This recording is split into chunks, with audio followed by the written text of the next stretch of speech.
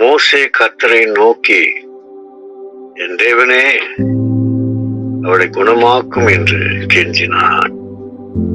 கர்த்தரை நோக்க வேண்டும். கர்த்தரை நோக்கி நாம் ஜெபிக்க வேண்டும்.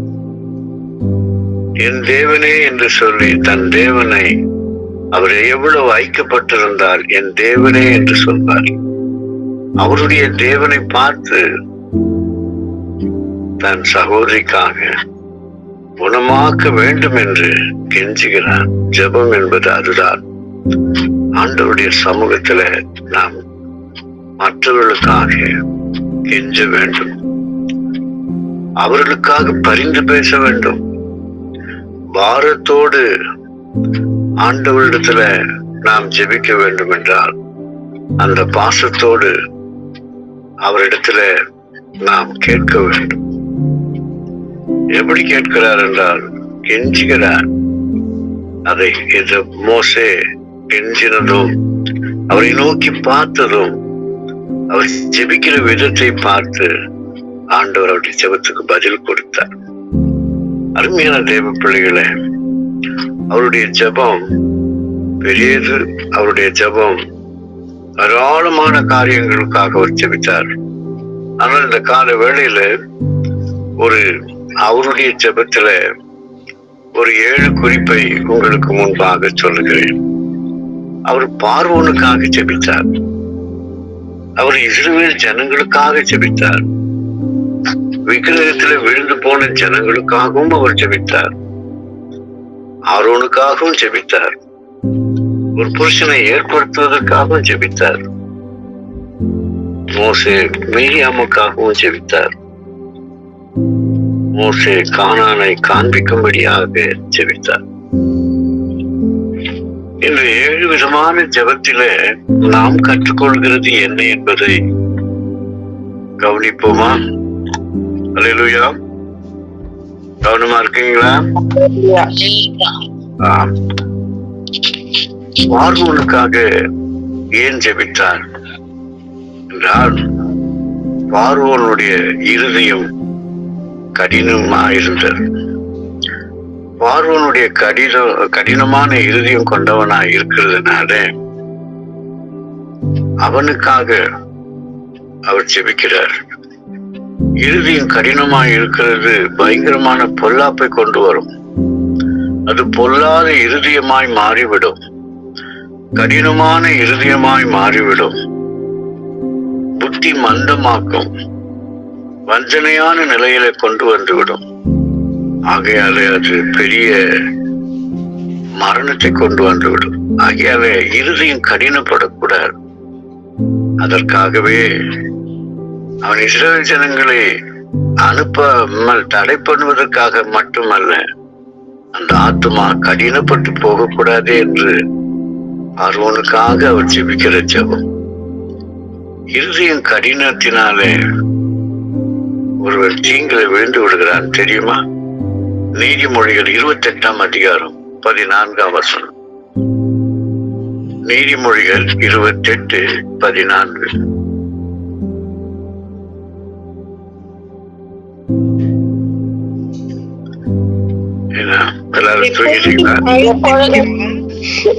பாக்கியவான் தன் இருதயத்தை கடினப்படுத்துகிறவனோ தீங்கில் விழுவான். தங்கள் இருதயத்தை கடினப்படுத்துகிற எவர்களோ அவர்கள் தீங்கில் விழுவார்கள். அதனால ஜாக்கிரதையா இருக்க வேண்டும். உங்கள் இருதய மட்டும் எப்பொழுதும் கடினமா இருக்கக்கூடாது. எதை எடுத்தாலும் கடினம். எதை எடுத்தாலும் தன் இருதயத்துல அதை காட்ட மாட்டார்கள். தங்கள் இருதயத்தை கடினமாய் வைத்துக் கொள்வார்கள். அப்படிப்பட்டவர்கள் ரொம்ப व्यसனத்துல இருப்பாங்க. அப்படிப்பட்டவங்க பின்வாங்கி போயிடுவாங்க. அப்படிப்பட்டவர்கள் புத்தியினமாக நடந்து கொள்வாங்க. ஆகையால இருதயத்தை மேன்மையாய் வைத்துக் கொள்ளுங்கள். இருதயத்திலே பொல்லாப்பை கொண்டு வரக்கூடாது. ஒருத்தரை பற்றி பொல்லாப்பை எண்ணக்கூடாது. ஆகையால எரோமியா 16ஆம் அதிகாரம் 12ஆம் வசனம். எரோமியா 16:12.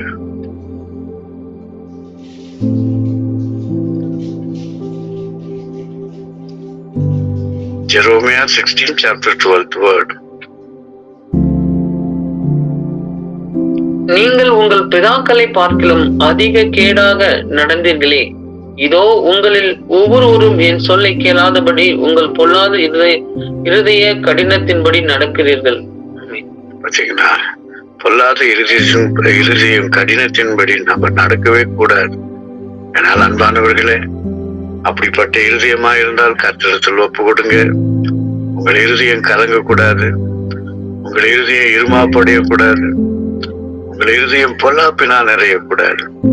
பார்வோனுக்காக மோசே ஒரு பரிசுத்தவான், தேவ சந்நிதியில் விழுந்து கிடக்கிறவன், தேவனை நோக்கி கேட்கிறவன், தேவனிடத்தில் கெஞ்சுகிறவன், இருதய கடினம் உள்ளவனுக்காக ஜெபித்தாரே.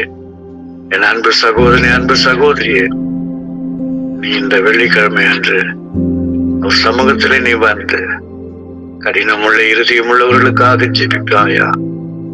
உன் இருதயம் எப்படி? அதை நீ மாற்றிக்கொள். பிறரையும் மாற்றும்படியாக கர்த்தரிடத்தில் கெஞ்சி. இரண்டாவதாக, சபையை நடத்துவது மகா பெரிய கடினமானது. ஒரு மனுஷனும் ஒரே விதமாய் இருக்கவே மாட்டான். அவ்வளவு பெரிய 6 லட்சம் மக்களை நடத்த வேண்டும். இந்த 6 லட்சம் மக்களும் மோசேக்கு அனுகூலமானவர்கள் என்று நினைக்கிறீர்களா? ஒரு காலம் அனுகூலமாகவில்லை. மோசையை கொல்லும்படி கல்லில் எடுத்துக்கொண்டார்கள். மோசையை ஒரு கொலைகாரனாக தான் பார்த்தார்கள். இஸ்ரவேல் ஜனங்களுக்காக வைராக்கியம் பாராட்டின மோசையை விரோதமாய் எழுப்பினார். ஆகியால் இஸ்ரவேல் ஜனங்களுக்காக ஜெபிக்கிறார். பாருங்க, அவர்கள் எப்படிப்பட்டவர்கள்? யாத்திரையாகவும் 15ஆம் அதிகாரம் 24ஆம் வசனத்தில் நாம் பார்க்கும் பொழுது, அவர்கள் எப்பொழுதும் முறுமுறுக்கிறவர்களாகவே தான் இருக்கிறார்கள். எந்த விஷயத்தை எடுத்தாலும் அப்ப சபையார் கூட, இந்த நாள்ல கூட சபையாரு ஊழியக்காரனுக்கு விரோதமாக முறுமுறுக்கிறது தான் வெறும் வேலையாயிற்று. வெளியத்துல கூட சோதனை கிடையாது. ஆனா சபைக்குள்ள வந்த பிறகு சபை பிள்ளைங்க எல்லாம் இப்படி சொல்லிட்ட, அப்படி சொல்லிட்டு, இப்படி பண்ற, அப்படி பண்ற என்று சொல்லி தங்களை மறந்து விட்டு ஊழியனை முறுமுறுப்பார்கள். பாருங்க, இஸ்ரவேல் ஜனங்களுக்குள்ளே அப்படிதான் இருந்தது. வாசிப்பீர்களா? யாத்திரையாகும் 15ஆம் அதிகாரம் 24ஆம் வசனம். அப்பொழுது ஜனங்கள் மோசேக்கு விரோதமாய் முறுமுறுத்து எண்ணத்தை குடிப்போம் என்றார்கள். பார்த்தீர்களா? மோசே கூட அவர்களோடு தான் இருக்கிறார். அவருக்கு தாகமா இருக்காதா?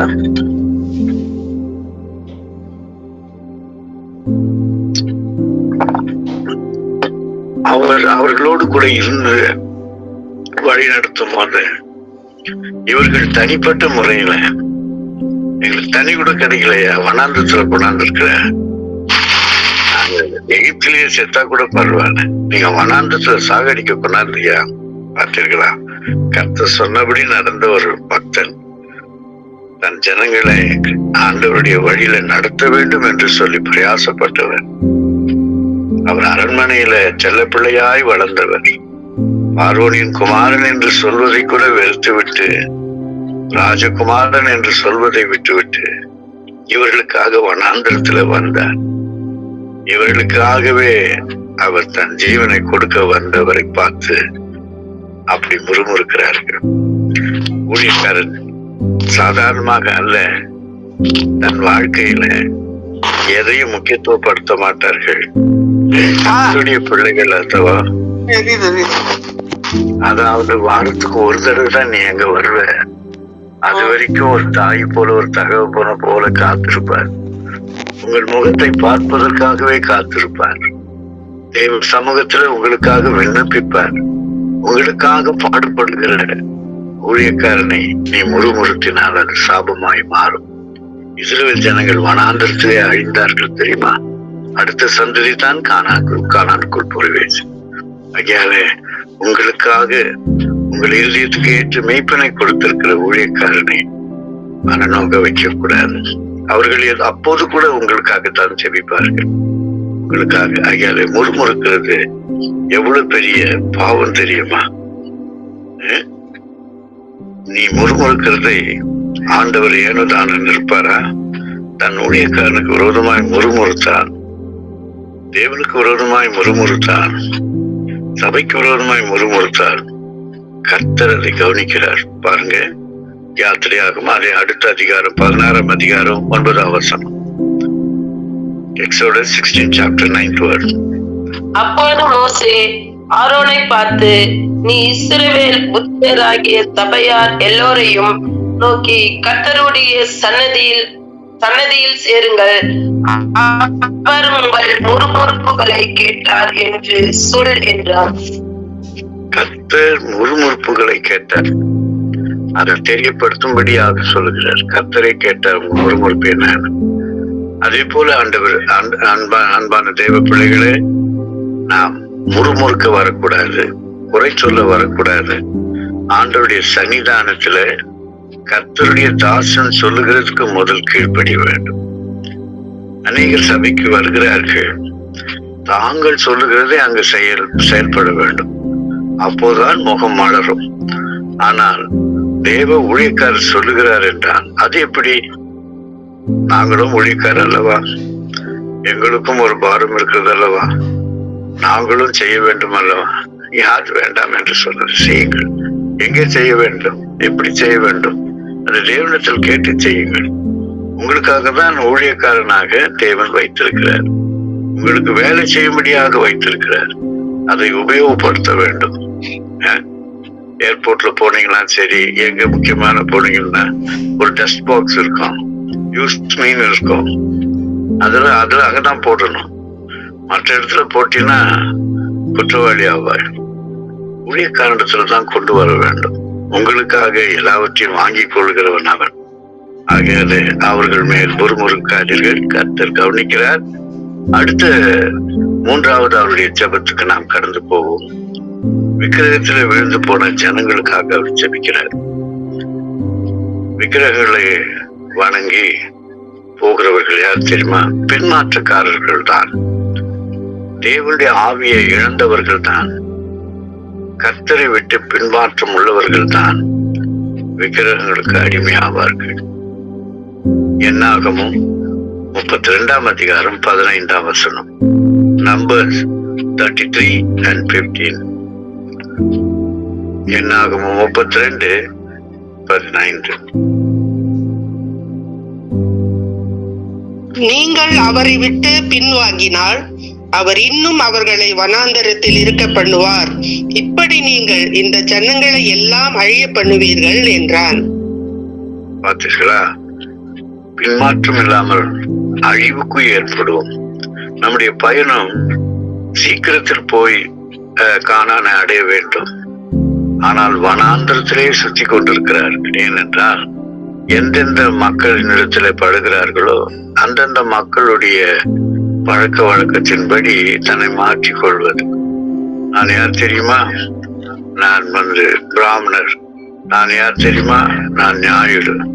நான் யார் தெரியுமா? நான் நாமக்காரர். கிறிஸ்தவனே, உனக்கு என்னத்துக்கு ஜாதி? உனக்கு என்னத்துக்கு அந்த பெருமை? கிறிஸ்துவனிடத்திலே வர வேண்டியதை விட்டுவிட்டு நாங்கள் இப்படிப்பட்ட ஆட்கள் என்று ஆகையால நாங்கள் இப்போ கிறிஸ்தவர்களாகிவிட்டோம்.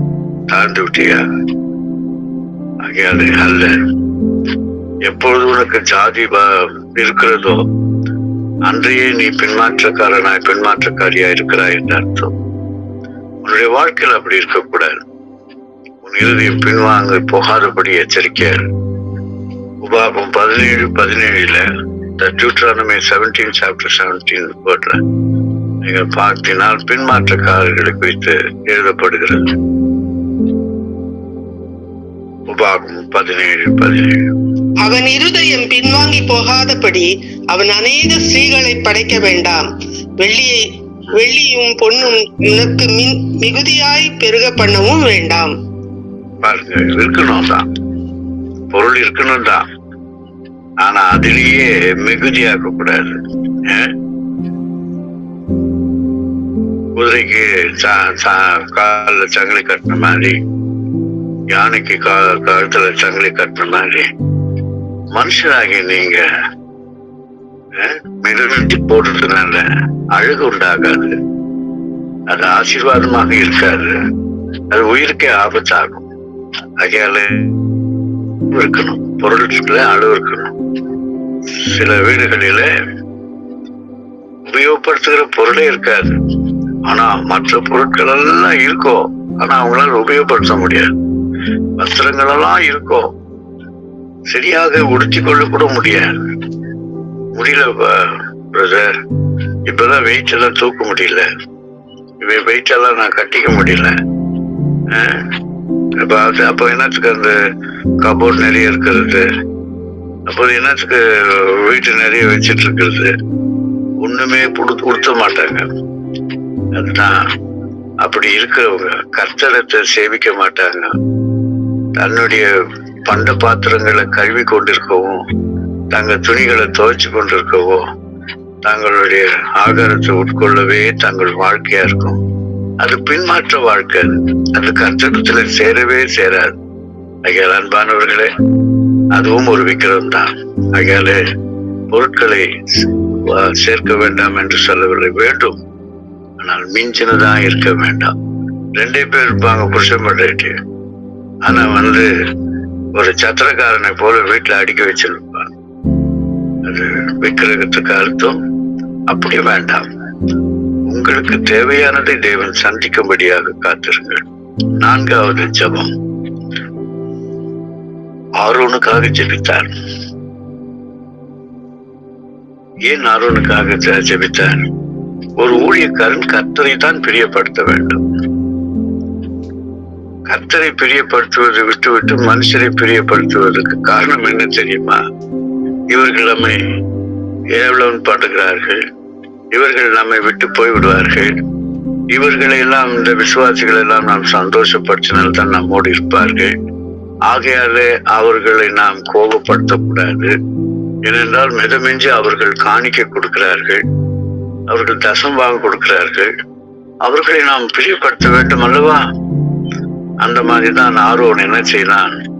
தேவனுக்கு விரோதமானது என்று தெரியாதபடி ஒரு ஊழியக்காரன் தேவனுக்கு பிரியப்படுத்தாமல் ஜனங்களுக்கு பிரியப்படுத்தும்படி, அவர்கள் கேட்கிறது தப்பு என்று அறிந்த பிறகு அதை கண்டிக்க வேண்டும்.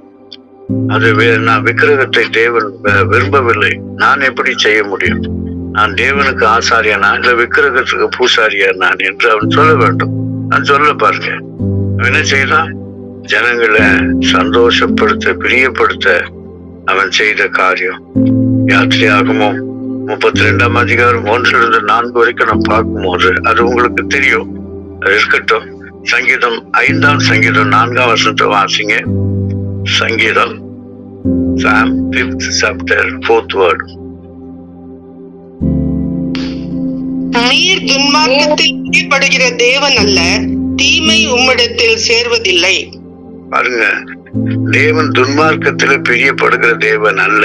துன்மார்க்கமான காரியத்தை நம்ம செய்யவே கூடாது, ஒத்து ஊதக்கூடாது. என்னங்க, வாங்க வேளாங்கண்ணிக்கு போலாம், சும்மா ஒரு ஊர் சுற்றிட்டு வரலாம், சரி சரிங்க வரேன், நமக்கு ஆசையா இருந்தா கூட அந்த நேரத்துல விலக்கி கொள்ளணும். என்னங்க, அவர்களை போல நாமும் காவியை போட்டுக்கிட்டு அவர்களை போல உலக பிரகாரமாக வேஷம் தரித்து கொண்டிருக்க கூடாது. நீ தேவனுடைய ஊழியக்காரன் என்றால் ஊழியக்காரனாவே இரு, சாகர வரைக்கும் ஊழியக்காரனா இரு. தேவனை மட்டும் பிரியப்படுத்த. அதனால ஜனங்களை வெறுத்து விடு, ஜனங்களை குற்றம் சொல்லு, ஜனங்களை கண்ணீர் என்று சொல்லல. ஜனங்களுக்கு செய்ய வேண்டியதை செய்து தேவனை மகிமைப்படுத்துகிற வண்ணமாக செய்யணும். இந்த காரியம் எங்க பாஸ்டர் ஒத்துக்க மாட்டாரு, இந்த காரியத்தை அவர் செய்ய மாட்டாரு என்று உங்களை குறிச்சு விசுவாசிகள் தெரிந்திருக்க வேண்டும். பாஸ்டர் போனா என்ன, அவருக்கு காணிக்க கொடுத்து அப்படியே மயங்கிடுவாரு, நம்ம சொல்றதுதான் அவர் செய்வாருன்றது உங்களை குறிச்சு எடை போட்டுறக்கூடாது. ஐயால உங்களை வித்து விடாதீர்கள்.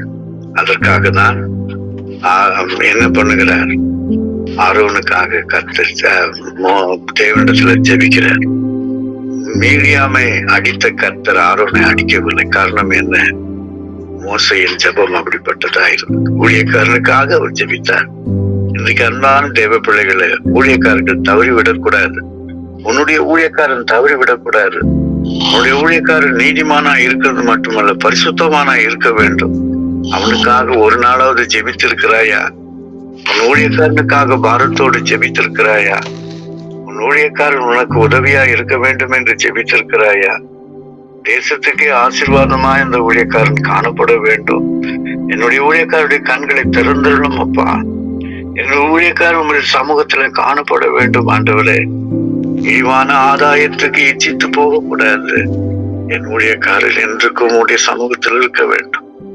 என் ஊழியக்காரர் ஆசீர்வதிக்கிற ஆசீர்வாதம் எங்களுக்கு எங்கள் சிரசின் மேல் தங்க வேண்டும் என்று சொல்லி ஊழியக்காரனுக்காக ஜெபிக்கிற மகனா இருக்கிறாயா?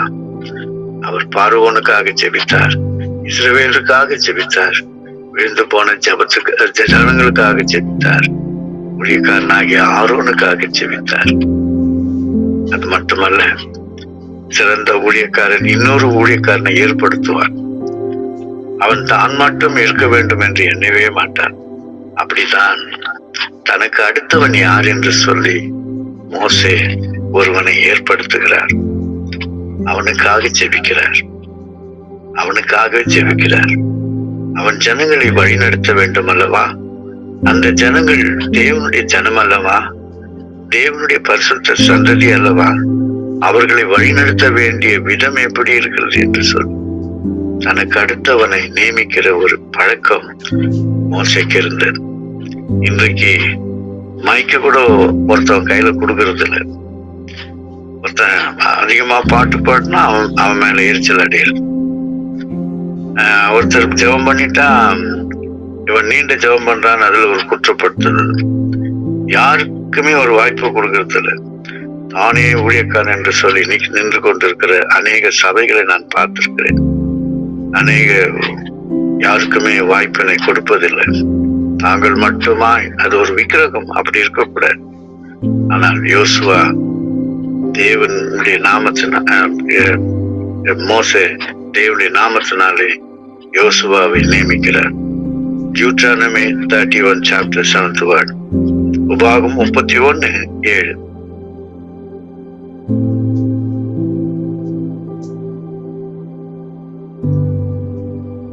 சீக்கிரம் நேரமாகிறது. யோசுவாவை அழைத்து இஸ்ரவேலில் எல்லோரும் பார்த்திருக்க அவனை நோக்கி, பலங்கொண்டு திடமனதாயிரு, கர்த்தர் இவர்களுக்கு கொடுப்பேன் என்று இவர்களுடைய பிதாக்களுக்கு ஆணையிட்ட தேசத்துக்கு நீ இந்த ஜனத்தை அழைத்து கொண்டு போய் அதை இவர்கள் சுதந்திரிக்கும்படி செய்வாய். பார்த்தீர்களா? நான் தானே கர்த்தர், என்னை தானே அழைத்தார். எகிப்திலிருந்து இதுவரைக்குமே கொண்டு வந்தது கர்த்தர் என்னை கொண்டுதானே. என்னை கொண்டுதானே சிவந்த சமுத்திரத்தை பிரித்தார். என்னை கொண்டுதானே வானத்தின் மன்னாக்களை கொண்டு வந்தார். என்னை கொண்டுதானே என்று சொல்லி ஒரு மேட்டிமையும் பண்ணாதபடி தனக்கு அடுத்தபடியாக ஒரு வாலிப பிள்ளையை எழுப்புகிற ஒரு குணம் பார்த்தீர்களா? அதுதான் சிறந்த ஊழியக்காரருடைய அழகு. அது மட்டும் ஏற்படுத்தணும் மட்டுமல்ல, அவனுக்காக அவர் ஜெபிக்கிறார். நீ வழி நடத்துவாய் என்று சொல்லி அவருடைய ஜெபம் கேட்கப்பட்டதினாலே மோசேயை காட்டிலும் யோசுவா ஜனங்களுக்கு இளைப்பாறுதலை கொடுத்தான். ஜனங்களுக்கு தேசத்தை சுதந்திரித்து கொடுத்தான். அவ்வளவு வல்லமை எங்கிருந்து வந்தது? அவ்வளவு ஆசீர்வாதங்கள் எங்கிருந்து வந்தது? நேரடியாக கர்த்தரிடத்திலிருந்து அவனுக்கு வருவதற்கு பாலமாயிருந்தவர், மத்தியஸ்தராயிருந்தவர் மோசே அல்லவா? உன் ஊழியம் செழிக்க வேண்டும் என்றால், உன் வாழ்க்கை செழிக்க வேண்டும் என்றால், உன் ஜீவியம் செழிக்க வேண்டும் என்றால், உன் தகப்பனாயிருக்கிற ஊழியக்காரர் உனக்காக ஜெபிக்க வேண்டும். ஆகையாலே ஜெபிக்கிறது மட்டுமல்ல, உங்களுக்கு ஸ்தானத்தை கொடுக்கிறது மட்டுமல்ல, அந்த ஊழியத்திலே நீங்கள் சிறந்து விளங்க முடியும். ஊழியக்காரரை முறுமுறுப்பீர்களானால் அந்த ஜெபம் கேட்கப்படாமல் போய்விடும். ஆகையால் உங்களை ஏற்படுத்தினதுக்கு வண்ணமாய் நடந்து கொள்ளுங்கள். 6வது ஜெபம். ஆரோனை அடிக்கவில்லை, தன்னுடைய சகோதரியாயிருக்கிற மீரியாமை கர்த்தர் அடித்தார். ஏன் சொல்லுங்க? மீரியாம் தீர்க்கதரிசி என்ற மோசையிடத்தில் தான் பேசுகிறாரா? கர்த்தர் என்னிடத்திலும் பேசுகிறார் என்று சொல்லி மோசைக்கு விரோதமாக அவள் எழுப்பினார். ஜனங்கள் மத்தியில கலகத்தை உண்டாக்கினார். ஆகையால் தான் அவள் வெண்குஷ்டமாகி சரீரமே ஒரு பிண்டம் போல அவள் வனாந்திரத்தில் விழுந்து கிடந்தாள். ஆனால் ஒரு சகோதரி இந்த கதியில் இருக்கும் பொழுது அவள் கலகம் பண்ணியிருந்தாலும் கூட தன் சகோதரிக்காக ஜெபிக்கிறார். கலகம் பண்ணினவர்களை பார்த்து அதில இன்னும் சேர்த்து கலகம் பண்ணுவார்கள். அப்படி அவன் செய்யவில்லை. பாருங்க, நான் என்ன செய்தேன், நான் என்ன குற்றம் பண்ணேன், அவர்களை நேசித்து அவர்களை நான் ஊழியத்தில் வைத்திருக்கிறேன், அவள் எனக்கு விரோதமாய் பண்ணுகிறாளே, இவளை கலகம் செய்கிறாளே என்று அவர் குற்றம் படுத்தவே இல்லை. ஆனால் மீரியாமுக்காக கர்த்தருடைய சமூகத்தில் ஜெபிக்கிறார். என்னாகும் 12ஆம் அதிகாரம் 1-2.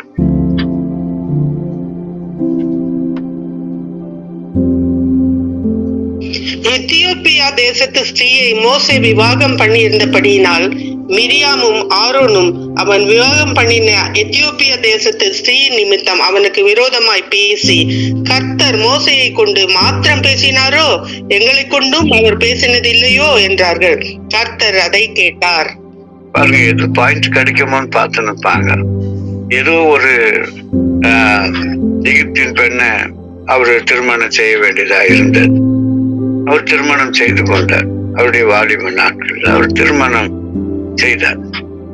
அதிலே இஸ்ரவேல் ஜனங்களை விட்டு வேறு ஒரு பெண்ணை திருமணம் செய்தால் பெரிய பொல்லாப்பாய்விடும், பெரிய கலகமாய்விடும். அந்த பாயிண்ட கொண்டு வந்து ஜனங்கள் மத்தியில கொண்டு வந்து நிற்கினா மோசே என்ன பண்ணுவார் சொல்லுங்க பார்க்கலாம். மோசே பயப்படுகிறார், என்ன நடக்கும் என்று சொல்லி. ஆனால் கர்த்தர் அதுக்கு இடம் கொடுத்து விட்டார். ஏனென்றால் மோசே கிறிஸ்துவுக்கு அடையாளமானவன். என்னை போல ஒரு தீர்க்கதரிசியை உங்கள் மத்தியில எழுப்பேன் என்று சொன்னார். அவர் 6 லட்சம் மக்களை வழிநடத்தியது போல உலகம் அனைத்துமே சர்வ லோகத்தையும் வழிநடத்த பிதா குமாரனை நியமித்திருக்கிறார். ஆகையால உலகத்தின் பாவங்களை தீர்க்கிற தேவாட்டு குட்டியாகிய இயேசு கிறிஸ்துவுக்கு இவன் முன்னாத அடையாளமாய் இருக்கிறார். ஆகையால எகிப்தின் அந்தகாரமானவர்கள், பாவத்துக்கு கூடியவர்கள், கொடியவர்கள், அப்படிப்பட்டவர்களாய் இருக்கிற நம்மை மனவாட்டியாக்குறார். அதற்கு அடையாளமாக தான் மோசையின் வாழ்க்கை. அந்த ஆவிக்குரிய நிலை அந்த நாளில் அவளுக்கு வெளிப்பாடு இல்லை. ஆனால் அதை வைத்துக் கொண்டு கலகம் பண்ணினாள். ஆகையால கர்த்தர் கோபம் உண்டாகி, என்னுடைய தாசனுக்கு விரோதமாக நீ கலகம் பண்ணாயா என்று சொல்லி அவள் மேல் கோபாக்கினையை கொண்டு வந்தார். வனாந்திரத்துல பிண்டம் போல விழுந்து கிடக்கிறார். அதை பார்த்த மோசைக்கு சகித்துக் கொள்ளவில்லை. தேவனிடத்திலே மனதுருக்கி கொண்டு கெஞ்சுகிறார், ஆண்டவரே அவளை குணமாக்கும் என்று தேவனை நோக்கி கெஞ்சுகிற அனுபவத்தை பார்த்தீர்களா? அதுதான் ஊழியக்காரனுடைய குணம். தனக்கு விரோதமாய் எழுப்பினாலும் கூட அவர்களை சபிக்க மாட்டார்கள். அவர்களுக்கு விரோதமாய் கலகம் பண்ண மாட்டார்கள். ஆண்டவரே, ஜீவனின் அதிபதியே, நீர் கோபித்துக் கொண்டால் என்ன நடக்கும்? அவர்கள் மாண்டு போவார்களே. இவர்களெல்லாம் வனாந்திரத்தில் அழிப்பதற்காகவா நீர் என்னை கொண்டு வந்தீர்? வேண்டாம். தேவனுடைய சினத்தை, தேவனுடைய கோபத்தை அடுக்கினவர் மோசே. மோசையின் ஜெபத்தை கேட்டு மீரியாமை குணமாக்கினார். அன்பான தேவ பிள்ளைகளை, சபைக்கு வருவது நீ கலகம் பண்ணுவதற்காக அல்ல. சபைக்கு வருவது நீ விரோதங்களை எழுப்புவதற்காக. அப்படி இருந்தால் மனம் திரும்ப. அப்படி இருந்தால் கர்த்தரிடத்தில் ஒப்புமையாக உன் ஆலோசனைகளினாலே அநேகர் கெட்டு போகுவதற்காக வழி செய்யாது. ஊழியக்காரனை விட மேன்மையாக உயர்த்தி குற்றப்படுத்துகிறதும், குறை சொல்வதும், மற்றவர்களை ஊக்கப்படுத்துவதும், அந்த விதமாக உன் வாழ்க்கை வேண்டாம். கடைசியாக ஒரு காரியத்தை நான் உங்களுக்கு சொல்லுகிறேன்.